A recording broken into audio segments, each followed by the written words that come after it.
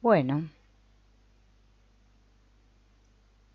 vamos a continuar hoy con este segundo encuentro, ¿no? Del miedo a la vida, cuerpo y mente, en busca de la autenticidad, de Alexander Lowen, que el libro ya les dije que se llama El Gozo, pero bueno, el subtítulo es este.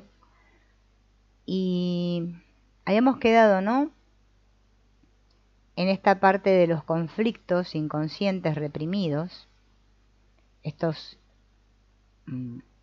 conflictos que como dice el autor, ¿no?, que se sepultan, ¿no?, quedan sepultados los sentimientos que el ego o la mente consciente creen peligrosos o vergonzantes o inaceptables. Todos estos sentimientos, dice el autor, al igual que las almas en el infierno, siguen viviendo en el submundo de los tormentos, o sea, por mucho que los hayamos negado o reprimido, ¿no? Y ocasionalmente el tormento alcanza la conciencia, pero dado que es un peligro para la supervivencia, vuelve a ser enterrado. O sea, como que algo que va a emerger, pero vuelve a ser enterrado, ¿no?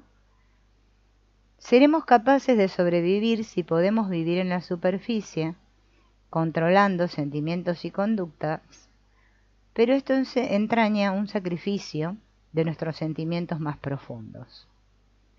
Vivir en la superficie, de acuerdo con los términos del ego, es una manera narcisista de vida que resulta vacía y que conduce a la depresión, ¿no? Por eso, hoy en día, tantas personas que se sienten así vacías, ¿no?, deprimidas ante la vida, es porque justamente vivimos desde la superficie. Pero cuando uno quiere vivir en las honduras del propio ser, esto resulta penoso y aterrador al principio, pero gratificante y gozoso, ¿no?, si tenemos el coraje de atravesar el infierno que nos va a llevar al paraíso, ¿no? Miren qué términos que utiliza acá el autor, ¿no? El infierno que nos va a llevar al paraíso. Estos sentimientos profundos enterrados que tenemos todos pertenecen al niño que fuimos, al niño inocente y libre, que conoció la alegría hasta que su espíritu fue quebrantado cuando se lo hizo avergonzar y sentir culpa por estos impulsos naturales. Ese niño continúa viviendo en nuestro corazón y en nuestras entrañas. Pero ¿qué pasa? Nosotros hemos perdido el contacto con él. Hemos perdido contacto con nuestra parte más profunda. Para encontrarnos, para hallar a ese niño sepultado, debemos entrar en esas zonas oscuras de nuestro ser, que se llamarían las tinieblas de lo inconsciente. Debemos hacer frente a los temores y peligros que implica este descenso, y para ello precisamos la ayuda de un guía terapeuta que ya haya terminado su viaje de autodescubrimiento, ¿no? Estas ideas guardan un paralelismo con el pensamiento mitológico, en el cual se equipara al diafragma con la superficie de la Tierra, ¿no? O sea, esta parte, ¿no?, de nuestro cuerpo aquí, que se llama diafragma, sería una analogía con la superficie de la Tierra. La parte del cuerpo que está por encima del diafragma se encuentra a la luz del día, y la que está por debajo, el vientre, yace en la oscuridad de la noche e inconsciente. La mente consciente tiene cierto control sobre los procesos de la parte superior del cuerpo, pero tiene escaso o nulo control sobre los de la mitad inferior del cuerpo, o sea, del diafragma para abajo. ¿Qué funciones incluyen las del diafragma para abajo? Las funciones sexuales, las excretorias y la de reproducción. Este sector del cuerpo está íntimamente conectado con la naturaleza animal del hombre, en tanto que las funciones de la mitad superior del diafragma están más sujetas a todo lo que es cultural. La forma más simple de describir esta diferencia consiste en decir que comemos como seres humanos, pero defecamos como animales. Miren esto, ¿no? Quizá porque la parte inferior está más asociada a nuestra índole animal, sus funciones, sobre todo la sexualidad, la locomoción, ¿no? Pueden brindar experiencias muy gratificantes, jubilosas y hasta de éxtasis. Y ahora vamos a entrar en un capítulo que se llama la entrega al cuerpo, ¿no? ¿Cómo podemos entregarnos al cuerpo? Esta idea de entrega, ¿no? Porque es una palabra que está muy popularizada, ¿no? Pero no captamos su verdadero significado, dice el autor, ¿no? Porque entrega es como, lo asociamos como rendirse, como decir, bueno, me entrego, ¿no? Me rindo. Nosotros concebimos la vida más como una batalla, como una lucha, como una competencia. Para muchos la vida es una actividad que apunta a alguna realización o logro, algún éxito, ¿no? O sea, como que la vida siempre tengo que lograr algo, ser exitoso, ¿no? Todo esto está muy culturalizado. La identidad está más ligada a la actividad que uno realiza que a su propio ser.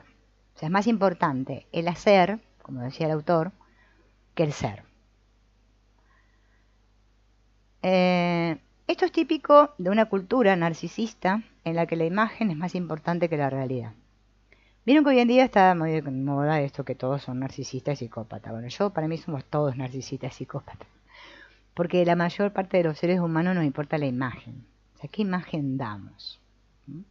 ¿Cómo le caemos al otro? Si encajo en la sociedad, ¿no? De hecho, en el caso de mucha gente la reemplaza, ¿no? Reemplaza esta imagen por la realidad. En una cultura narcisista, el éxito parece aumentar la autoestima. O sea, más éxito tengo, ¿no? Tengo más autoestima. Pero solo lo hace porque agranda el ego, ¿no? Todo esto consiste en agrandar nuestro ego. O sea, más imagen, más exitoso soy, más ego tengo, ¿no? El fracaso tiene el efecto opuesto, ¿no? Achica el ego, o sea, cuando fracaso me siento inferior. En esta atmósfera la palabra entrega se equipara con derrota, pero en rigor solo es una derrota del ego narcisista en realidad. Sin una entrega del ego narcisista no hay entrega al amor, y sin esta entrega el gozo es imposible. O sea, yo no puedo gozar desde el ego narcisista. Y entrega no significa abandonar o sacrificar el ego, sino que éste reconozca que su papel es estar al servicio del self, como órgano de la conciencia, y no ser el amo del cuerpo. Debemos admitir que el cuerpo posee una sabiduría derivada de miles de millones de años de historia, que la mente consciente apenas puede imaginar, pero nunca aprehender con H intermedia, ¿no? El misterio del amor, por ejemplo, está más allá del alcance del conocimiento científico. La ciencia no puede establecer ninguna conexión entre su concepción del corazón como un órgano destinado a bombear sangre por todo el organismo y la concepción del corazón como órgano del amor, que es un sentimiento. Los hombres sabios han entendido esta aparente paradoja, como por ejemplo Pascal, que dijo: el corazón tiene razones que la razón no conoce. No es verdad, como sostienen algunos, que mente y cuerpo sean la misma cosa. Su aparente igualdad es resultado de la visión limitada de la mente consciente, que solo ve la superficie de las cosas. Como nuestra visión del iceberg apenas alcanzamos a ver el 10% de su masa total, la parte oscura e inconsciente de nuestro cuerpo es lo que mantiene el fluir de la vida. No vivimos por obra de nuestra voluntad. La voluntad es impotente para regular o coordinar los complicados procesos bioquímicos y biofísicos del cuerpo. es imponente para gravitar en el metabolismo del que depende la vida. Este concepto es muy tranquilizador, ya que si ocurriera lo inverso, perdón, ante la primera falla de la voluntad, la vida acabaría, ¿no? O sea, no depende de nosotros que el corazón lata, que los intestinos fabriquen la materia fecal, o sea, todo se hace solo, ¿no? Bien.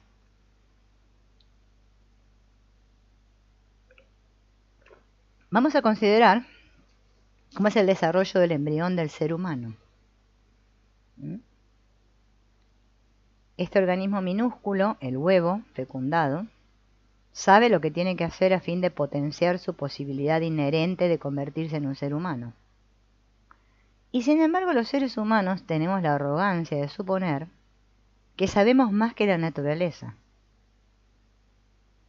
Yo tengo fe en el poder del cuerpo viviente para curarse a sí mismo, lo cual no quiere decir que no podamos contribuir a ese proceso curativo, pero sí que no podemos reemplazarlo.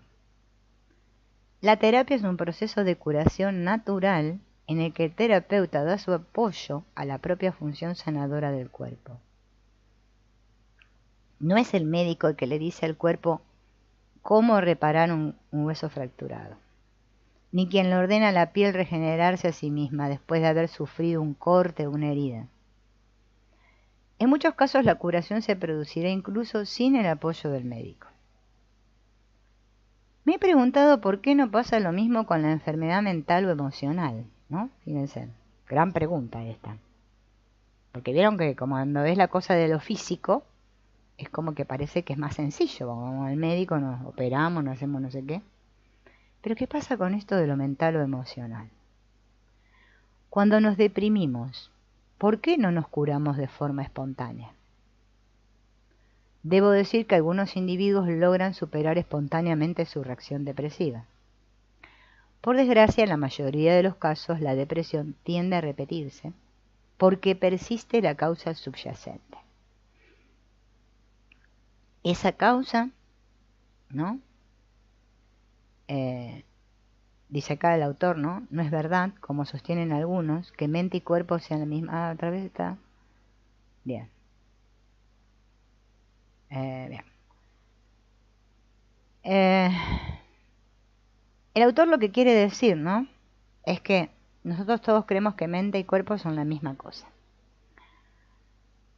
Y él apunta a que no. Su aparente igualdad entre mente y cuerpo, ¿no? Es el resultado de esta visión limitada que tiene nuestra mente consciente, porque solo ve la superficie de las cosas. Por eso el ejemplo del iceberg es perfecto, porque la superficie es lo que está por la superficie, ¿no? El agua. El resto está sumergido. Nosotros solo vemos el 10%, ¿no? De esa masa proverbial. Bien. Entonces, esa causa subyacente que dice él, ¿no? Que estaría oculta, es la inhibición de la expresión de los propios sentimientos de temor, tristeza o ira. Inhibición de la expresión de nuestros propios sentimientos de temor, tristeza o ira. La supresión de estos sentimientos y la tensión reducen la motilidad del cuerpo, lo que origina una merma de la vivacidad. Y junto a ello está la ilusión de que uno será amado por ser bueno, obediente, exitoso, etc. Esta ilusión contribuye a mantener el ánimo del individuo en su afán por conquistar el amor ajeno, pero como el verdadero amor no puede adquirirse ni ganarse con ninguna actuación, tarde o temprano la ilusión se derrumba y el individuo se deprime. La depresión desaparecería si pudiera sentir y expresar lo que siente. Cuando se consigue que un paciente deprimido llore o se encolerice, se logra sacarlo, al menos temporariamente, de su depresión. La expresión del sentimiento alivia la tensión, permitiendo que el cuerpo recobre su motilidad y por tanto aumente su vivacidad. Entonces, es preciso develar la ilusión y comprender su origen infantil y su papel como mecanismo de supervivencia. Algunos tenemos la ilusión de que la riqueza nos va a traer felicidad, o la fama nos va a asegurar el amor, o que la sumisión nos va a proteger contra una posible violencia, ¿no? Que soy sumiso, entonces no me van a violentar. Nos forjamos estas ilusiones ya en una época temprana de la vida. ¿Para qué lo hacemos? Para poder sobrevivir esta situación infantil penosa. Y cuando somos adultos, tenemos miedo de renunciar a esto. Por eso seguimos siendo infantiles, casi todos.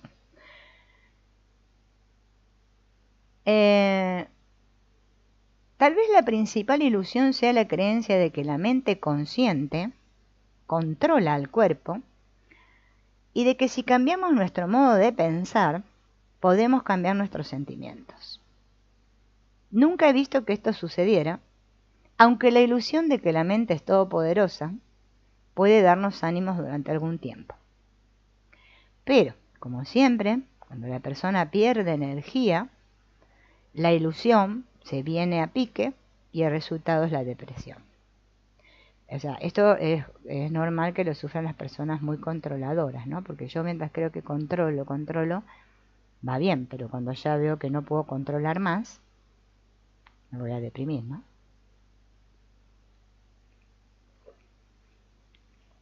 Las ilusiones son defensas del ego contra la realidad. Y si vemos ahora en el dolor que puede causarnos una realidad aterradora, nos hacen prisioneros de la irrealidad. La salud emocional consiste en la capacidad para aceptar la realidad, no para huir de ella. Y la mayoría de nosotros huimos de la realidad. Por eso sufrimos. Después queremos curarnos, ¿no? Así. Entonces, nuestra realidad básica es nuestro cuerpo. Nuestro self, el autor le llama el self, no es una mera imagen mental, sino un organismo real, viviente y pulsante. Para conocernos tenemos que sentir nuestro cuerpo. La pérdida de sentimiento en algún lugar del cuerpo es la pérdida de una parte de nuestro self. La autoconciencia, primera etapa del proceso terapéutico de autodescubrimiento, es sentir el cuerpo totalmente, de la cabeza a los pies. Y muchos individuos lo pierden en situaciones de estrés. Es como que nos disociamos de nuestro cuerpo para escapar de la realidad, ¿no? Esto sería como una reacción de tipo esquizofrénico, que es un serio trastorno emocional. Pero en nuestra cultura, casi todos estamos disociados de ciertas partes del cuerpo. Algunos no tienen sensación alguna de su espalda, con especial aquellos de quienes se dice que carecen de espina dorsal. Otros no sienten sus vísceras, son los que revelarán su falta de coraje. Todas las partes del cuerpo contribuyen a nuestro sentido del self, si estamos en contacto con ellas. Y solo podemos estarlo si se mantienen vivas y móviles. Cuando todas las partes están cargadas de energía y vibran, nos sentimos más vivos y gozosos. Pero para que esto ocurra tenemos que entregarnos al cuerpo y a los sentimientos. Dicha entrega implica permitir que el cuerpo esté plenamente vivo y libre. Implica no controlarlo, no hacer con él como si fuera una máquina que uno debe poner en marcha o detener. El cuerpo tiene una mente y sabe lo que debe hacer. De hecho, lo que entregamos es la ilusión del poder de la mente consciente, ¿eh? Estamos hablando. ¿Y cómo se hace esto? Por la respiración. Esta es la base de la técnica de Reich que empleó en su terapia con él, ¿no? Con este Alexander Lowen, que ya lo venimos contando en la otra vez, ¿no? La respiración es quizás la función corporal más importante porque de ella depende la vida, en gran medida. Se caracteriza por ser una actividad natural, involuntaria, pero al mismo tiempo sujeta al control consciente. En circunstancias ordinarias uno no es consciente de su respiración, pero si tiene dificultad para obtener aire, como cuando se encuentra a gran altura o perdón, se le vuelve consciente su esfuerzo para respirar, ¿no? Los estados emocionales afectan en forma directa a la respiración. Cuando una persona se enoja mucho, su respiración se acelera, al fin de movilizar más energía para una acción agresiva. El temor, o sea, cuando tenemos miedo, ejerce un efecto opuesto. Hace que la persona retenga la respiración, pues en dicho estado se suspende la acción. Si el miedo se convierte en pánico, ¿no? La respiración se vuelve rápida y muy superficial. Y ya en estados de terror, uno apenas respira.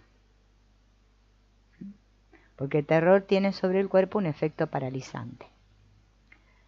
En estados de placer, la respiración es lenta y profunda.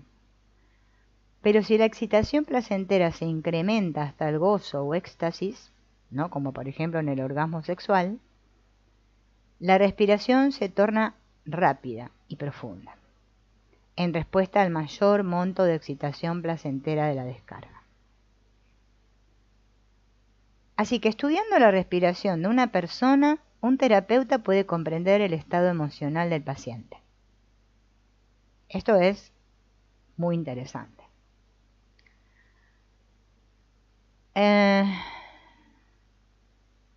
Acá explica, ¿no? Porque él tiene otro libro anterior que parece ser que se llama Bioenergética, creo, o La voz del cuerpo. Bueno, hay varios libros de este autor, ¿no? Después vamos a ver el otro libro también. Y acá cuenta algunas de las experiencias que tuvo en esa terapia que Lowen realizó con Reich para poder ilustrar el concepto de entrega, ¿no? Dice que él estaba acostado sobre una cama, vestido con un short. Él se sentó junto a la cama, o sea, Reich se sentó junto a la cama y le dio la simple consigna de respirar, ¿no?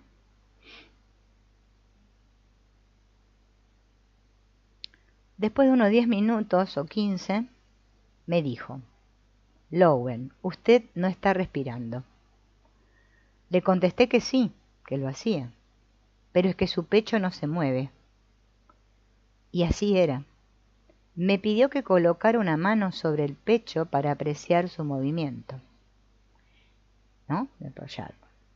Y sentí cómo se elevaba y descendía y decidí movilizarlo en cada inspiración y expiración. Así lo hice durante un rato, respirando por la boca, bastante relajado. Reich me pidió que abriera bien los ojos y cuando lo hice se me escapó un fuerte y largo grito. Me sentí a mí mismo gritar, pero sin ningún sentimiento que se vinculara con eso. El grito venía de mí, pero yo no estaba conectado con él. Entonces Reich le pidió que dejase de gritar y retomé entonces la respiración como si nada hubiese sucedido. El grito me sorprendió, pero no me afectó en el plano emocional. Nuevamente Reich me dijo que volviera a abrir grande los ojos y otra vez grité sin sentir ninguna emoción. Bueno, el tema es que se reunía 3 veces por semana, ¿no? pero en los 2 o 3 meses siguientes no aconteció nada fuera de lo común. Reich me alentaba a que me soltase y respirase con más libertad, y yo lo intentaba. No obstante, mis esfuerzos provocaban su crítica de que mi respiración no era libre, de que en lugar de dejar que sucediera, yo estaba ejecutando a conciencia el ejercicio. Inconscientemente controlaba mi respiración para que no pasase nada, aunque entonces no lo sabía. Entonces procuré dejar de controlarme y abandonarme a mi cuerpo y a sus procesos involuntarios, pero eso me resultaba muy difícil. La respiración más plena, aunque era consciente, originó los síntomas de la hiperventilación. Tuve en las manos y los brazos cosquilleos conocidos como parestesias, y en un momento mis manos se contracturaron como en el mal de Parkinson. Estaban heladas, curvas como garras y paralizadas. Pero yo no sentía miedo. Seguí respirando con más tranquilidad y poco a poco la contractura aflojó. Las parestesias desaparecieron y volvió el calor a mis manos. Luego de varias sesiones en que la respiración profunda provocó este síndrome de hiperventilación, la reacción no volvió a producirse. Mi cuerpo se había adaptado a la respiración profunda y se había relajado más.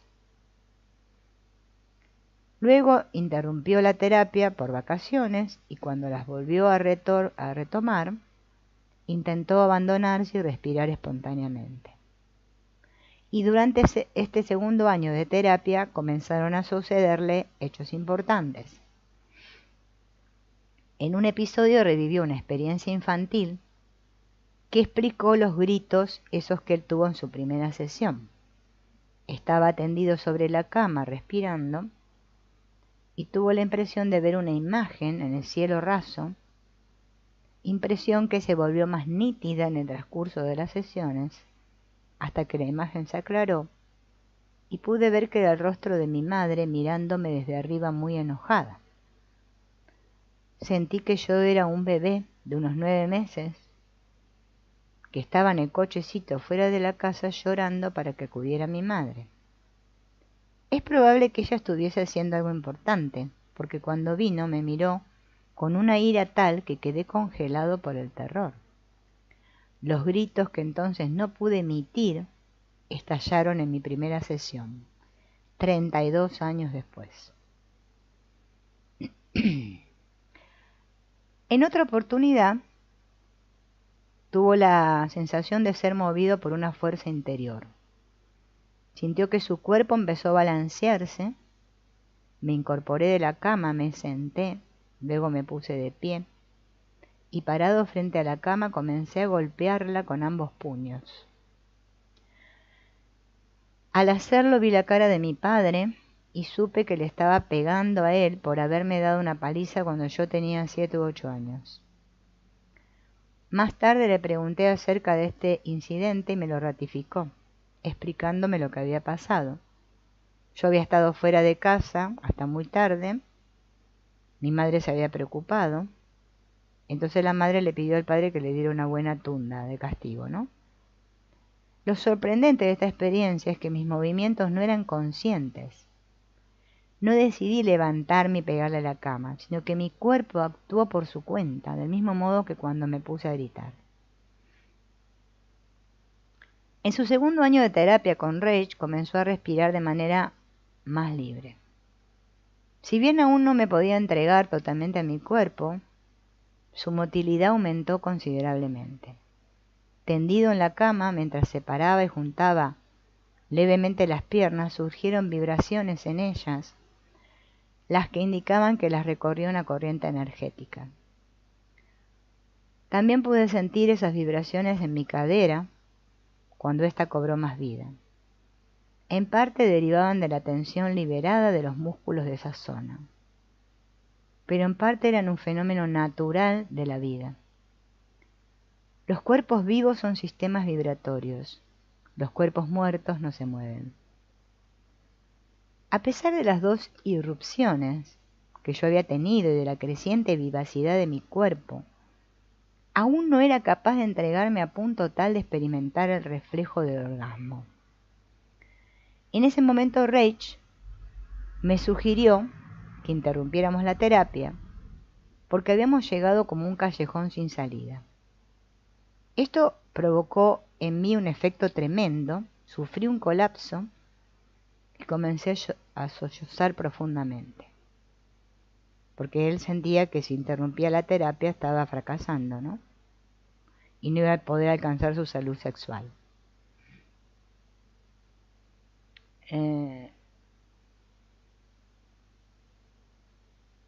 Entonces, dice, pedir ayuda no era fácil para mí. Creía que tenía que hacerlo todo por mí mismo. Pero algo que no podía hacer era entregarme al cuerpo y sus sentimientos. Hacer es lo opuesto de entregarse. Hacer es una función del ego, mientras que entregarse al cuerpo exige abandonar al ego.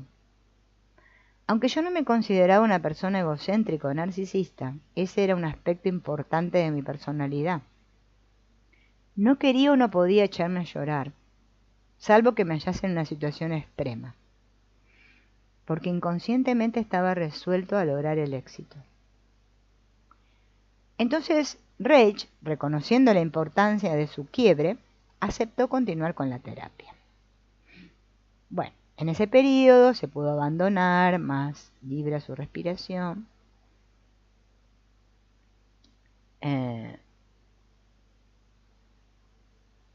Y entonces,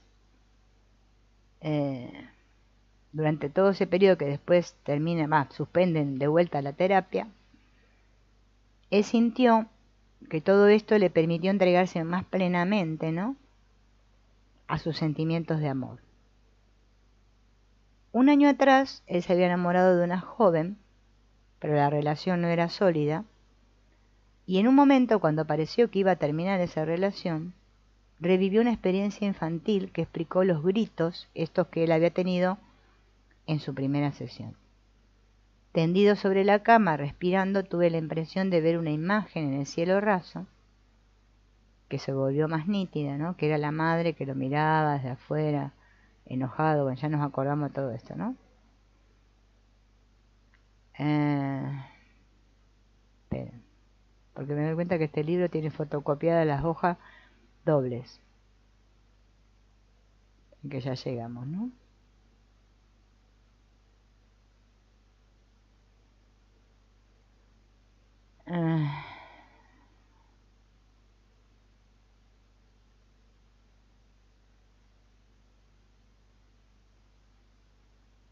Bueno, acá la parte esta se saltea.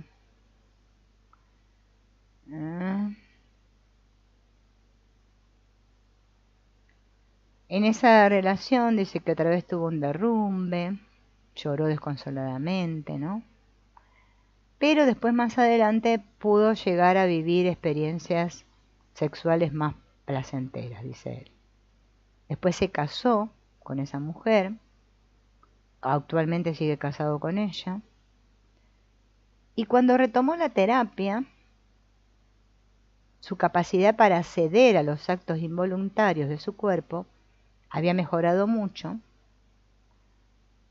Surgió en él el reflejo del orgasmo, se sintió entusiasmado y feliz, pero esa transformación dice que no duró mucho.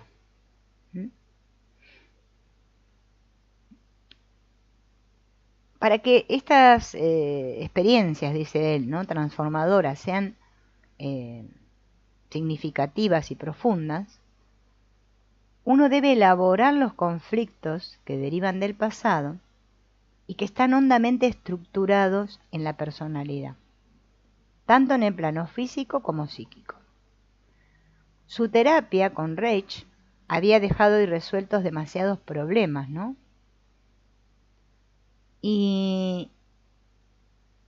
Pero se dio cuenta que esta actividad de practicar, de entregarse al cuerpo, provocaba en él más alegría, ¿no? Cuando se recibe de médico, emplea la técnica esta con sus pacientes que aprendió con Rach, Acostaba a los pacientes en la cama, que se relajaran, respiraran, y él los estimulaba a que se entregaran a su cuerpo, a la par que charlaban sobre su vida y sus problemas. Pero con esta técnica no sucedía demasiado. Entonces un día, sentado en la silla, observándolo, sentí la necesidad de estirar mi espalda hacia atrás contra el respaldo de la silla, con una profunda inhalación. De pronto se me ocurrió que era eso justamente lo que los pacientes necesitaban.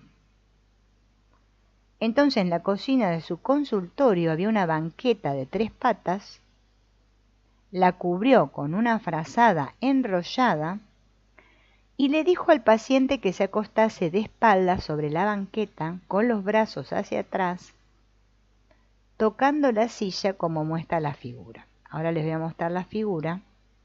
Esperen que voy a poner captura de pantalla para poder compartir la pantalla. A ver si ahora aparece, ¿no? Van a ver la postura rarísima, ¿no? Que él descubre.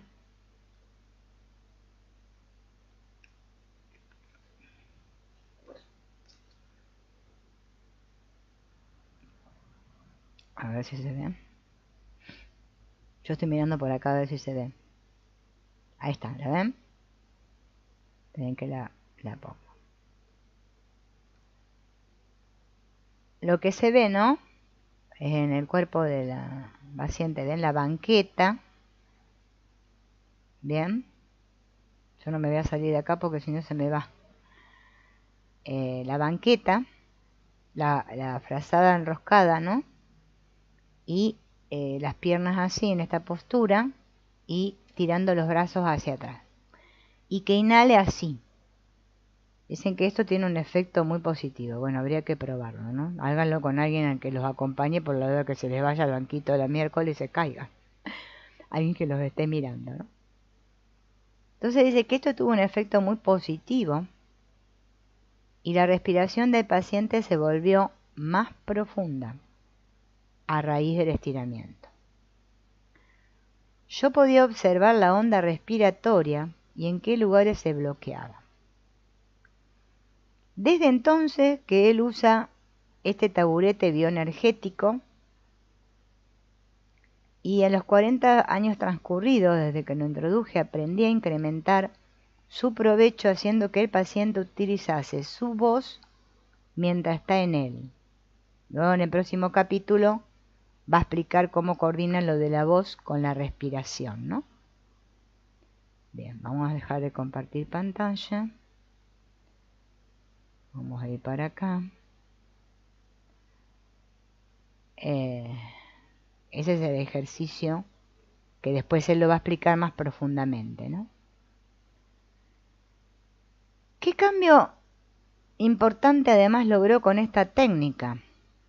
El uso de ejercicios corporales específicos para ayudar al paciente a cobrar mayor conciencia de su cuerpo, más dominio y expresión. Antes de conocer personalmente a Reich, él había reunido considerable experiencia como entrenador atlético y sabía que esos ejercicios podían tener grandes efectos en los sentimientos y el estado de ánimo.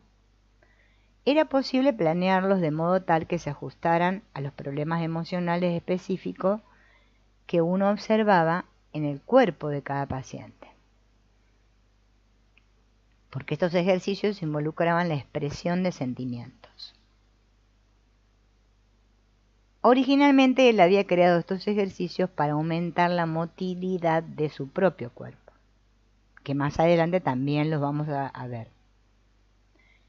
El primer ejercicio que hice para aumentar la sensación en mis piernas y por lo tanto mi sentimiento de seguridad se llama el arco. O sea, muchas personas que son inseguras, es bueno este ejercicio porque aumenta la sensación de las piernas, ¿no? Vieron que cuando uno está inseguro le tiemblan las piernas o se te ponen las piernas rígidas, ¿no? Bueno, porque ¿en qué nos apoyamos? En las piernas. Bueno. Perdón.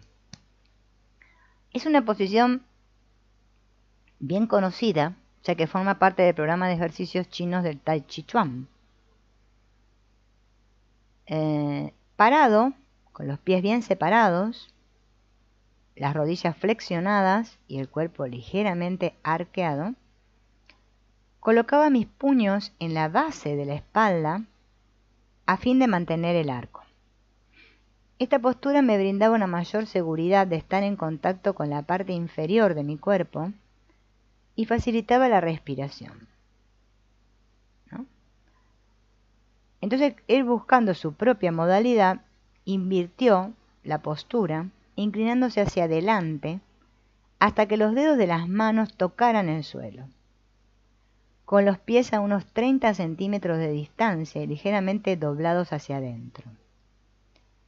En esa posición, él se sentía próximo a la tierra y a los pies y las piernas. Si entonces apoyaba todo el peso del cuerpo sobre los pies y lentamente enderezaba las rodillas sin llegar a trabarlas, por lo común, sus piernas comenzaban a vibrar. Y ahora vamos a ver la figura que ilustra esta posición. Esperen que ya se las muestro. Hay estos ejercicios, dice él, que se describen en otro libro que tiene, ¿no? Que explica lo de la vibración. Entonces él había experimentado esto, dice ya con Reich, lo de las vibraciones en el cuerpo, en las piernas y la cadera, al respirar acostado sobre la cama. Eran acciones involuntarias que surgían como respuesta a la onda de excitación que fluía por mi cuerpo. Los individuos que son incapaces de soltarse tienen el cuerpo demasiado rígido y encuentran dificultades para dejar que se produzcan estas vibraciones. Sin embargo, la práctica regular de los ejercicios ayuda a la persona a sentir la placentera sensación. Ahora les voy a mostrar el dibujito, que ya llegué. Otra vez voy a poner compartir pantalla y les voy a mostrar el dibujo, ¿no? Esto está la planta de los pies, las piernas un poco entreabiertas y arquear la espalda, ¿ven? Hasta llegar con las manos al suelo. Esta postura. Esto dice que ayuda a sentir a la persona, ¿no?, la placentera sensación de que el cuerpo se siente más vivo. También puede lográrselo con leves movimientos de las piernas, los que siempre originan sensaciones agradables en esas zonas. No obstante, en la terapia de Reich no se plantean estos ejercicios en forma deliberada y regular como parte del programa terapéutico. Tienen que voy a sacar, compartir pantalla. Bien.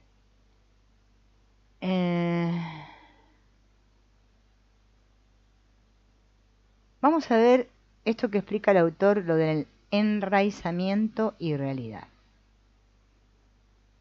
Sigue hablando de la entrega, de cómo uno se entrega al cuerpo, ¿no? La entrega al cuerpo se asocia a la renuncia a las ilusiones y al descender a la tierra y a la realidad. De un individuo muy conectado con la realidad suele decirse que tiene los pies sobre la tierra. Esto significa que siente la conexión existente entre sus pies y el suelo donde está parado. Los sujetos excesivamente erguidos o colgados de sus hombros no experimentan ese contacto con el suelo porque sus pies están relativamente entumecidos. Saben que están tocando algo, pero no tienen la sensación de contacto.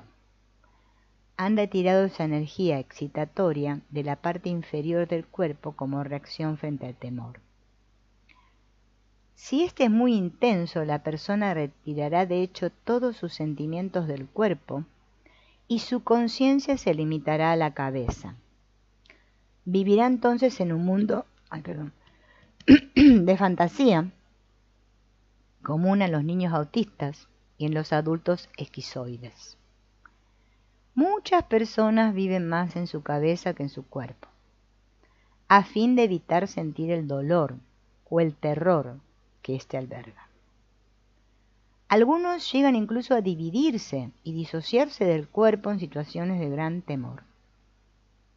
Su conciencia se va del cuerpo y se vivencian a sí mismos como si lo miraran desde arriba.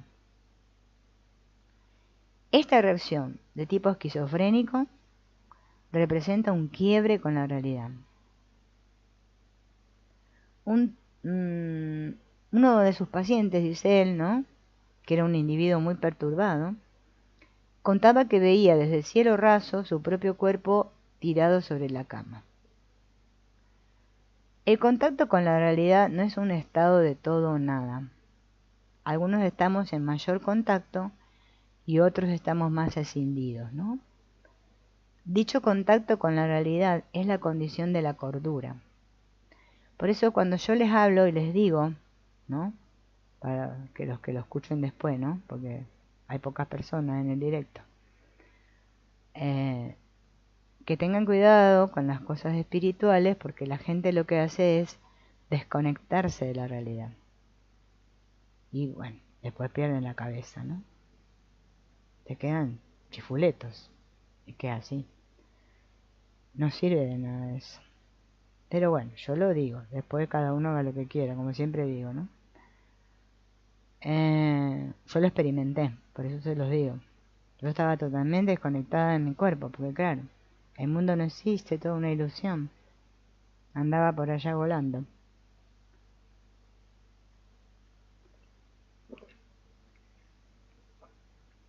Entonces, para estar sanos física y emocionalmente tenemos que estar en contacto con la realidad. Pero muchos se confunden acerca de la realidad y creen que la realidad es la norma cultural, o sea, lo que está acorde con la sociedad, ¿no? En la realidad es sentir nuestro cuerpo. Por supuesto, si falta el sentimiento o esto se encuentra muy reducido, uno va a buscar el sentido de la vida más allá de sí mismo. Los individuos cuyos cuerpos están vivos y vibrantes pueden experimentar la realidad de su ser, el ser de una persona que siente. El grado de vivacidad y de sentimiento que uno tiene se mide por su contacto con la realidad. Los seres que sienten son personas con los pies sobre la tierra, los pies sobre la tierra, y están bien enraizadas. De esto también habla Bert Hellinger, que también estudió todo esto de Lowen, ¿no? Como dice él, ¿no? Solo puedo avanzar si tengo los pies sobre la tierra. En una nube rosa, no. Y la mayoría de las personas practican la espiritualidad montados en la nube rosa, ¿no? Porque parece que así no me duele. Estar enraizado significa tener los pies sobre la tierra. Casi todos los adultos los tienen en el sentido mecánico, ¿no? Porque si no, no podríamos caminar. Pero en este sentido mecánico no se está experimentando la relación con la tierra de un modo significativo y vivo. Ni sentimos que las relaciones con los demás procedan de los sentimientos en vez de las acciones. No se siente tampoco al cuerpo dotado de vida y significación. Uno se vincula con él como con su automóvil, como un objeto. Quizá lo cuide como lo haría con su auto, pero no se identifica con él. Tal vez tenga grandes triunfos en la vida, pero esta será irreal. Quizá goce de las satisfacciones que brindan el poder y el dinero, pero no sentirá alegría. No estará enraizado en la realidad. La capacidad de gozo depende de este enraizamiento, o sea, literalmente, de tener los pies sobre la tierra y estar en contacto con esta. Para sentir la tierra, las piernas y los pies tienen que estar cargados de energía. Tienen que estar vivos. Vale decir, presentar ciertos movimientos espontáneos e involuntarios, como las vibraciones. Estas no tienen que ser intensas. Si los pies de una persona parecen carentes de vida y sus piernas se mantienen fijas e inmóviles, es que no tienen contacto con el suelo. Pero cuando están plenamente vivos, el individuo puede sentir que fluye por ellos una corriente de excitación, calentándolos y haciéndolos vibrar. Había una vez, dice el autor, una joven esquizofrénica que había llegado hasta su consultorio, caminando por calles cubiertas de nieve, con un par de zapatillas livianas. Sus pies estaban fríos y azules, carentes de vida. Pero ella no sentía dolor alguno, ni tenía conciencia de su estado, porque estaba desconectada de su cuerpo, desenraizada. El enraizamiento es un proceso energético en el que la excitación fluye a lo largo de todo el cuerpo, de la cabeza a los pies. Si el flujo es intenso y pleno, la persona siente su cuerpo, su sexualidad y la tierra sobre la cual está parada, y está en contacto con la realidad. El flujo de excitación se asocia con las ondas respiratorias, de modo tal que cuando la respiración es libre y profunda, la excitación fluye análogamente.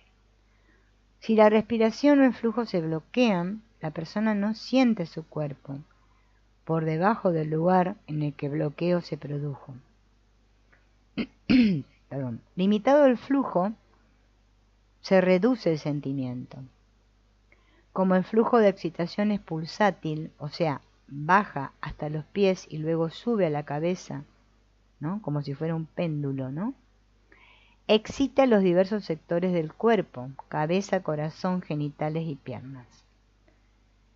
Dado que al descender atraviesa la región pelviana, toda perturbación sexual importante bloqueará ese fluir hacia las piernas y los pies. Si el individuo está desenraizado, también lo va a estar su comportamiento sexual. Como estar enraizado implica pararse sobre los propios pies, denota asimismo un estado de independencia y madurez. Por lo tanto, la posición de pie es más adulta que la yacente, ¿no? Que tiene un carácter infantil. De ahí que para que un paciente sea más sencillo hacer una regresión a una posición infantil, tenga que estar acostado.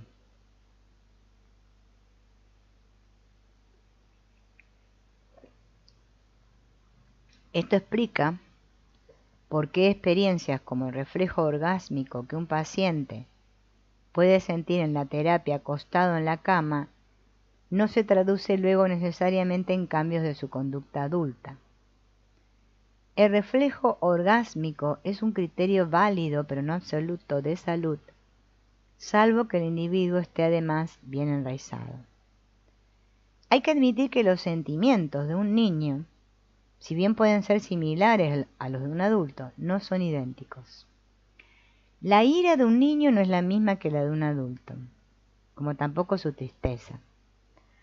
El amor de un adulto difiere del de un niño, no en su esencia, pero sí en su extensión y alcances, que están determinados por el cuerpo en su totalidad.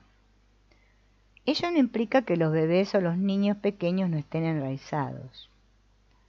Lo están gracias a su conexión con la madre tierra, pero no son independientes.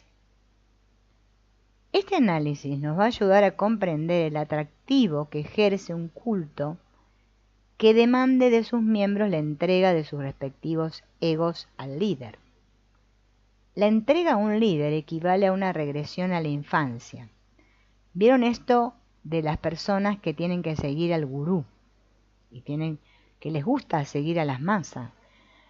Ay, y que va el líder que controla las masas y todo. Bueno, todas esas personas que se les llaman fanáticos o seguidores, no sé, del gurú, adoptan una postura infantil, porque no pierden su condición adulta. Hacen todo lo que les dicen. Por eso pues caen en las sectas, esta gente, ¿no? En todos esos lugares, ¿no?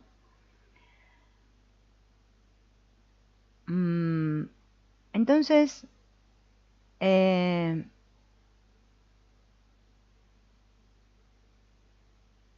pierden todo poder, ¿no? Estas personas, toda responsabilidad. Se sienten protegidos por el líder. Entonces no tienen que pensar por ellos mismos. Como resultado de ello, ellos, claro, se sienten como inocentes porque se sienten como niños. Y sienten un gozo, pero que es ilusorio, es una alegría ilusoria. Las ilusiones pueden producir sentimientos reales, pero estos no se sostienen cuando la ilusión se derrumba. Cuando unas personas se unen a un culto o a una secta, ¿no? La ilusión es que el líder es el Padre amante y todopoderoso, que se va a hacer cargo de los devotos, como un buen padre sería cargo de sus hijos. La realidad es la opuesta, porque los líderes de estos cultos son individuos narcisistas que necesitan seguidores para poder seguir sosteniendo esa imagen grandiosa que tienen de sí mismos, ¿no? Y necesitan tener poder sobre los demás para poder compensar su propia impotencia. Estos líderes solo atraen a quienes están buscando inconscientemente un padre líder poderoso. El que no está buscando eso no va a ir hacia ahí.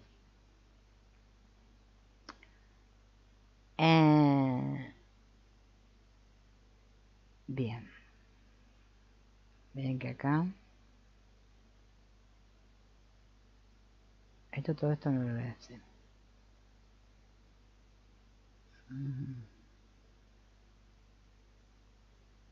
Esto tampoco.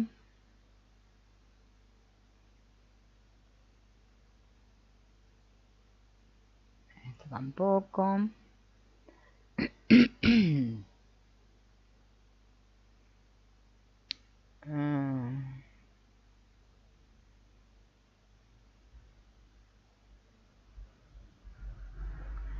En la terapia bioenergética, que es la que aplica Alexander Lowen, ¿no? El paciente no siempre está de pie. Al comienzo de la sesión, se sientan frente a frente el terapeuta con el paciente, porque así el paciente le cuenta, ¿no?, lo que le pasa. Y a partir de ahí el paciente puede trabajar sus sentimientos, ya sea acostado o parado. La tristeza, por ejemplo, se expresa por lo general mucho mejor cuando uno está acostado, en tanto que en esta postura se dificulta la expresión de la ira, acostado, ¿no? Los terapeutas que no tienen comprensión del lenguaje corporal hacen que el paciente golpee la cama, ¿no?, para expresar la ira o la cólera. Esta posición denota una actitud de sometimiento que contradice la intención de golpear. Uno puede enojarse sentado, pero en tal caso la expresión de su ira se limitará a las palabras y ademanes. Si uno observa a una persona golpear la cama estando parada, en cambio, nota que su acción está bien enraizada en la realidad de su enojo. El individuo que golpea indiscriminadamente y con toda furia, en lugar de hacerlo con enojo simplemente y de manera más focalizada, no siente nada en las piernas y pies que lo mantengan conectado con su cuerpo y el suelo. La expresión de furia no ayuda a descargar la tensión y mantiene al paciente colgado y desconectado de la realidad. Cuando comencé mi práctica, ¿no?, él trabajó con un psicólogo que estaba gravemente deprimido y este psicólogo se recuperó, ¿no?, tan bien que después vino a verlo a él con su esposa y le dijo: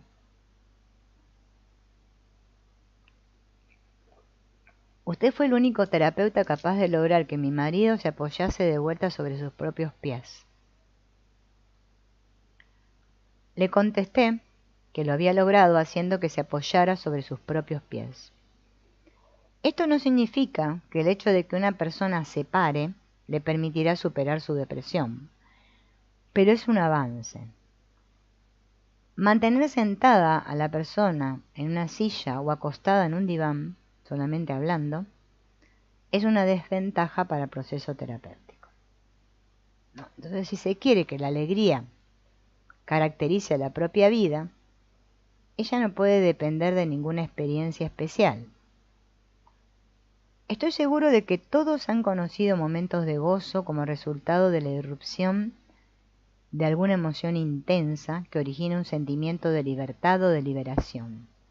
Es como cuando el sol irrumpe a través de las nubes y luego se vuelve a ocultar. Admitamos que no es posible que el sol brille todo el tiempo, pero nos gustaría que por lo menos lo hiciese la mayor parte del tiempo, ¿no? Demasiadas personas viven en medio de las tinieblas de su pasado, causadas por imágenes aterradoras, que no ven con claridad y que asedian su inconsciente, produciéndoles sueños perturbadores en la noche y vagas ansiedades durante el día. El psicoanálisis surgió como una técnica destinada a atraer a la conciencia esos recuerdos reprimidos a fin de hacer su acción y descargarlos. Esto es esencial en toda terapia. Para que el sol pueda brillar y calentarnos, debe precederlo el amanecer. En análisis lo llamamos la comprensión intuitiva o insight, que uno adquiere cuando la luz de la conciencia disipa la oscuridad del alma. Como terapia analítica, el análisis bioenergético reconoce la importancia del conócete a ti mismo. En este tipo de trabajo, el self es considerado no solo como un reflejo de la mente, sino también como un self corporal. Y dado que este self corporal es más tangible y objetivo que su reflejo en la mente subjetivo, conocer el propio self es conectarse con el cuerpo. Muchas personas no se conectan con su cuerpo, o a lo sumo lo hacen con algunas partes de él, porque no están enraizadas en la realidad de su cuerpo. Las partes con las que uno se conecta contienen los sentimientos aterradores, las partes con las que uno no se conectan contienen los sentimientos aterradores, que son el equivalente de las imágenes mentales aterradoras. Por ejemplo, la mayoría de la gente no siente su espalda, pese a que ésta desempeña un papel trascendental al respaldar al individuo y sustentarlo cuando sufre presiones.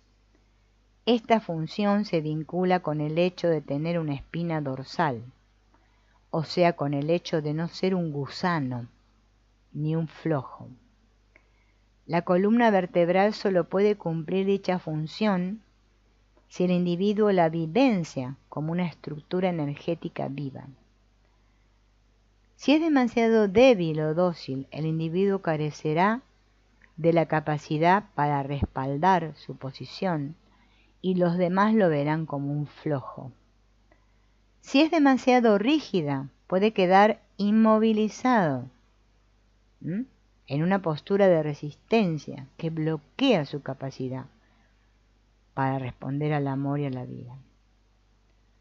Hace muchos años conocí a un hombre que padecía una espondilitis anquilosante, enfermedad reumática en que la columna queda casi congelada, como si fuese sólida. No podía dar vuelta a la cabeza más que unos pocos grados a derecha o izquierda. Era penoso verlo, pero no estoy seguro de que él sufriera el dolor, y si lo hacía jamás se quejó. ¿Qué había pasado? Había tenido un padre muy fuerte y dominante, que lo había asustado hasta el punto de dejarlo literalmente tieso. ¿Y qué papel jugó la columna vertebral en ese enfrentamiento? Si se hubiese plegado a la agresión del padre, habría sido un flojo, o sea, un tipo sin columna. De niño no pudo enfrentarlo abiertamente, solo resistirse a él internamente, endureciendo la columna. Esta acción inconsciente preservó su integridad interna al precio de su movilidad y su gozo. Era triste, pero él no estaba triste. Cuando una persona se tiende sobre la banqueta, ¿vieron esa banqueta que mostré la imagen al principio? Bioenergética. Puede percibir cómo está su espalda, su tensión o su debilidad. La tensión crónica es equivalente del miedo o del temor. Cómo como este miedo inmoviliza al individuo. Si uno percibe su rigidez o tensión, se puede dar cuenta de ese miedo, lo que liberará sus recuerdos infantiles. Sobre la banqueta, muchos pacientes se manifestaron el temor de que su espalda pudiera quebrarse, y luego recordaron que de niños temían que el padre les rompiese la espalda si lo desafiaban. Este darse cuenta les permitió sentir su ira, también bloqueada por la tensión de los músculos de la espalda. Al expresar esa ira golpeando la cama, por ejemplo, se libera la tensión y se restaura la espalda, su flexibilidad y su fuerza. Sea cual fuere el grado en que una persona está desconectada de su cuerpo, de lo que está desconectada es del sentimiento vinculado con la movilidad de esa parte. Por ejemplo, una mandíbula o gargantas contraídas impiden sentir tristeza, porque el sujeto no puede llorar. Si todo el cuerpo está rígido, no tendrá sentimiento alguno de ternura. En un plano más profundo, mucha gente carece de sentimientos amorosos, porque sus corazones están encerrados en una rígida caja torácica que bloquea la conciencia del corazón y la expresión de los sentimientos cariñosos. El objetivo de la terapia es el autodescubrimiento, que implica recuperar el alma propia y liberar el espíritu. A ese objetivo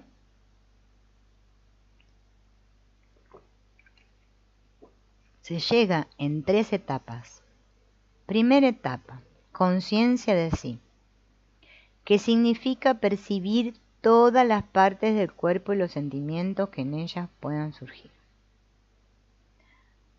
Me sorprende comprobar cuánta gente ignora la expresión de su rostro y su mirada, pese a que se mira en el espejo todos los días.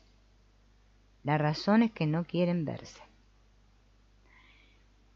Piensan que no pueden hacerse frente y que los demás tampoco podrán. Se ponen entonces una máscara, una sonrisa estereotipada, ay me agarro hipo, que proclama al mundo que todo anda bien, cuando no es así.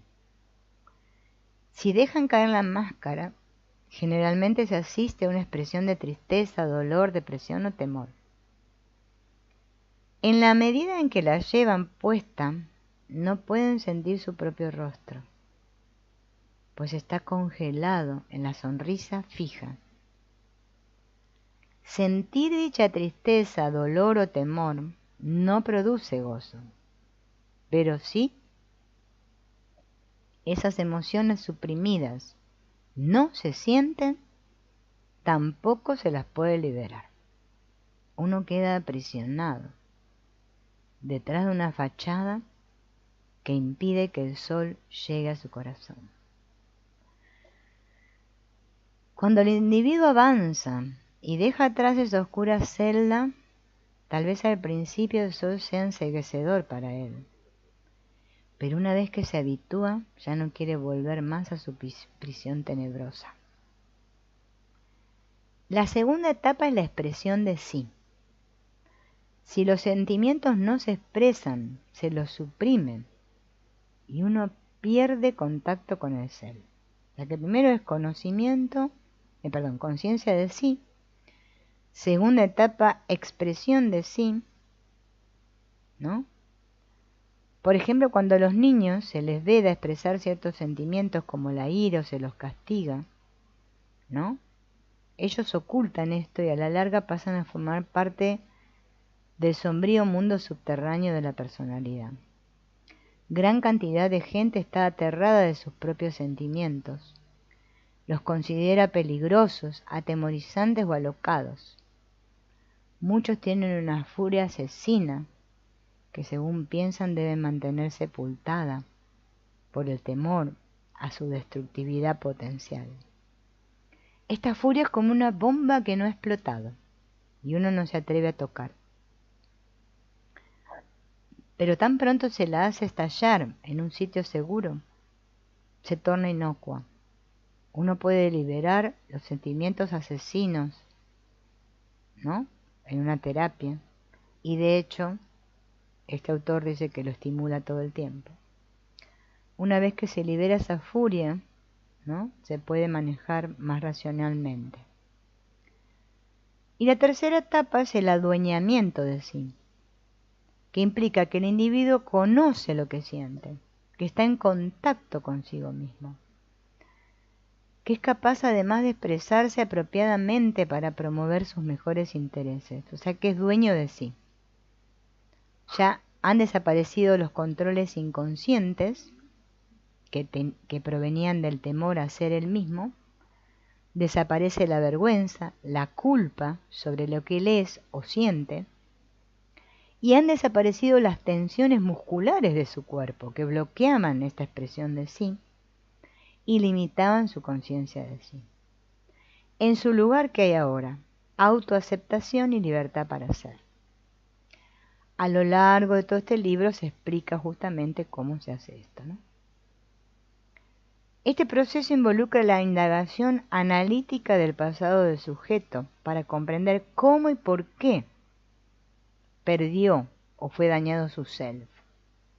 Porque el cuerpo registra y estructura las experiencias infantiles que dieron origen a estos problemas.